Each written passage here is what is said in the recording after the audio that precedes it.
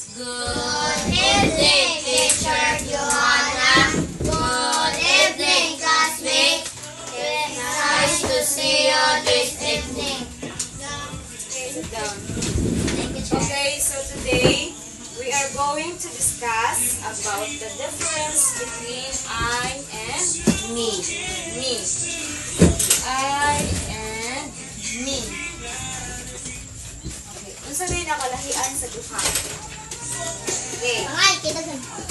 Okay, so if we say I, muna siya ang subjective. Unsa ni siya? Subjective. Okay, subjective. Unsa man din ang subjective means? Unsa na subjective? It means ikaw ang nagbuhat sa action. Ikaw ang nagbuhat ba sa action? For example, I ate the cake. O ikaw mismo ang nagbuhat. Mao na ang I mean. It means subjective. Okay, so if we say me, okay, so kung mayroon tag, kung ang I kay subjective, ang me kay objective. Objective. Kamo? Objective. Kung sa ang I? Subjective. Ang me? Objective. Okay. Ang I kay siya ang subjective, ikaw ang nagbuhat sa action. For example, I hold my pen. I hold. Di mo kamingon. Okay. Di mo kamingon, me hold the pen. I'm holding my phone. So, if we use me if ikaw ang ni-receive sa action. Basta ang me? Ikaw yung receive the action. Ikaw ang ni-receive sa action. For example, okay, I will give you more example ha. Okay, if you say me, okay, for example, John gave the cake to me. John gave the cake to me. Kaya ikaw man ang naka-receive sa action. Ikaw man ang naka-receive. Kung ang I, ikaw ang ni-action. For example, ikaon ako ang cake. I ate that cake.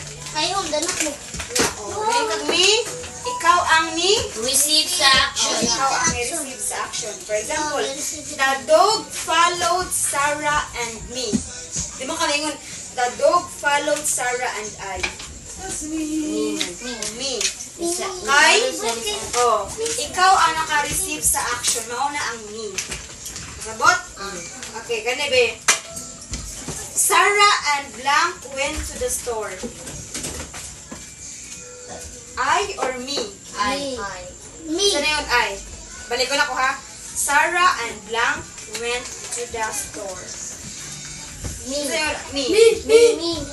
Sana yun I. Sana yun I.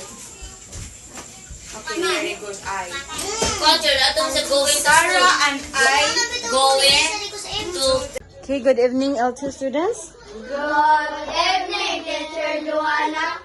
Good evening, classmates. I just have to spend you and one another month. Okay, L2 students, I will give you a questions and you are going me to answer if it is me too or me neither. Okay, this one. Unsa imong itubag ha? Okay, unsa may imong itubag? Okay. This one. I don't like coffee.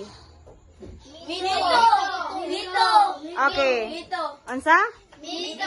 Okay, mo na yung answer ha, me too. Now, kani, I love coffee.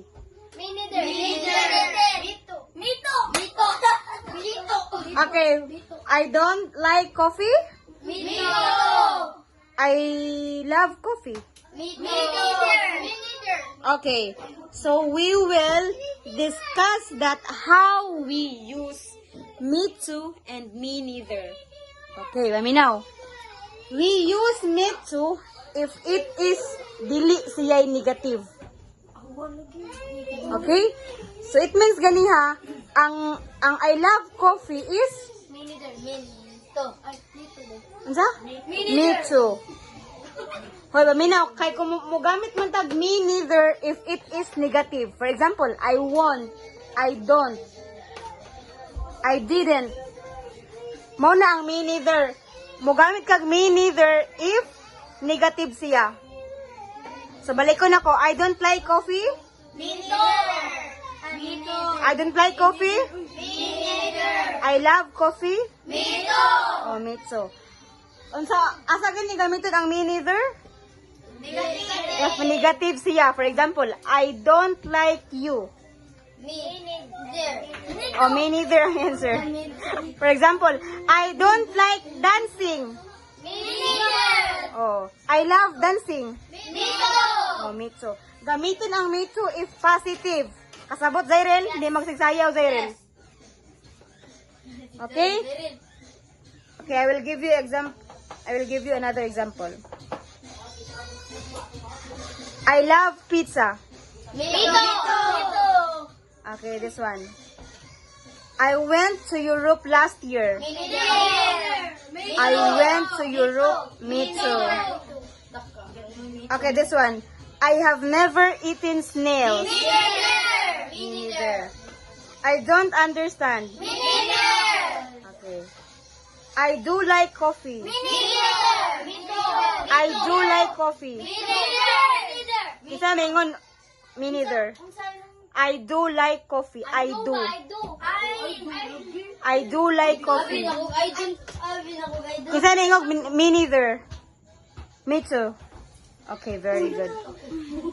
So now, let's, number 1.